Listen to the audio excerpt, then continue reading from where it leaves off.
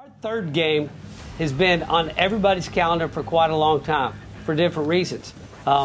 First test of the year, but Ohio State at TCU, and that's number 4 Ohio State against number 15 TCU. The game to be played in Jerry Jones AT&T Stadium in Dallas Saturday night.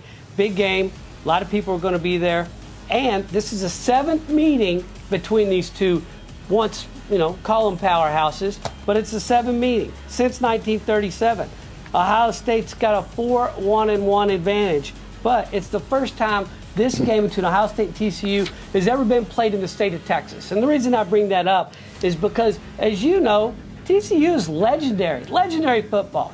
You've got Davey O'Brien, you've got Slinging Sammy Ball, you've got LaDainian Tomlinson, but just like Urban Meyer, none of them are going to be available on Saturday. So we'll see how this game's going to go. And Mark, what are your thoughts on Ohio State facing their first pretty much 85 scholarship limit team in TCU? What do you think? The first time they're going to play a team with a pulse. Gary Patterson does a terrific job with his football team each and every year, particularly on defense. They'll find a way to slow down Ohio State. But in the end, I think with Mike Weber running the ball, Dwayne Haskins throwing the ball, he's got 9 touchdown passes, just 1 interception this year. I think that the way they've just pummeled opponents this year, they're going to go down, beating their chest, thinking they're going to roll over TCU. TCU's going to give them a fight in this game. They've got a dual-threat quarterback that can run the football and throw the football.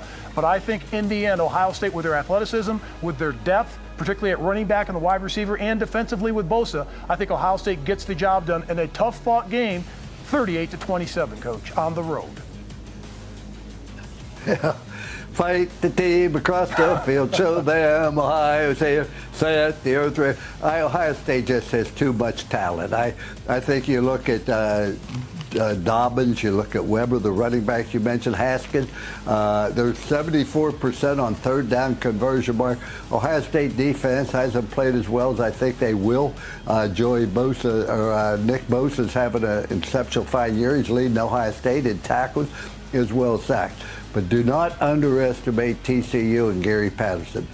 He went there, TCU was in the whole market. What he really did, he projected a lot of people as athletes.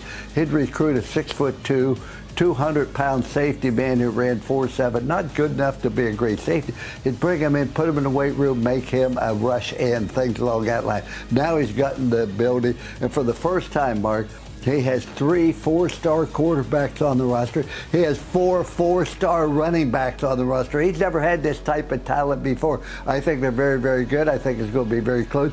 But the only reason I think Ohio State's going to win 38-24 is they're one of the best teams in the country. I do believe TCU is the only one that can compete with Oklahoma in the Big 12. Well, you've got Greg Schiano, Kevin Wilson, Ryan Day, all against Gary Patterson with a whole bunch of athletes. So it's probably going to have to go that way. But it is going to be exciting.